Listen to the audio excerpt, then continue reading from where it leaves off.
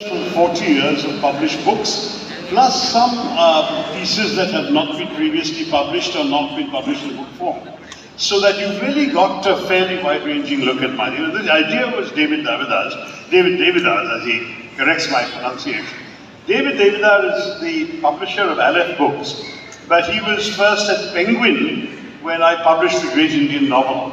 At that time I had published it in the UK, but I had insisted, ahead of my time, people might say, on keeping out of the UK contract the rights for India, saying I wanted a more affordable edition for my Indian readers.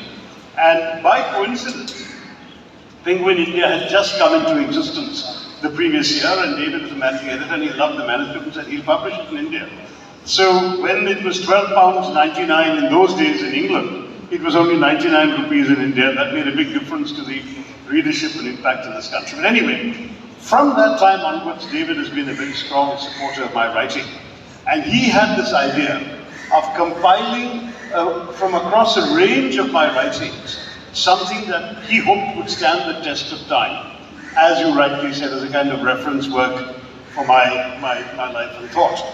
And though I was beginning to get sort of terrible intimations of mortality, Crossword gave me a Lifetime Achievement Award, and I kept protesting, my lifetime as a writer isn't over. Then David puts together all this, and I keep telling him, no, there are more books yet to come. But nonetheless, it was satisfying to look back, and I would negotiate with him that we would work together on this, but I would do the first selection.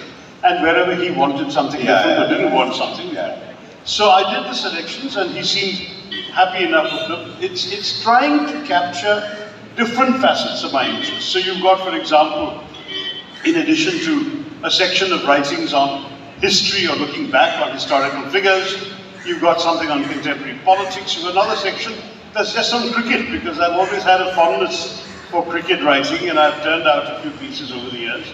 And he wanted a selection of some of the better ones. There's even a few pages of poetry. There's fiction, of course, even though now it's been 21 years since I have written any fiction.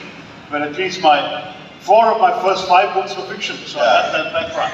So anyway, the answer to your question is a bit complicated, but it's a bit of all of these things to leave behind, if you like, a sort of solid 1-volume insight into my work in the hope that it might impel people to go back and read the full book. Yes. You know,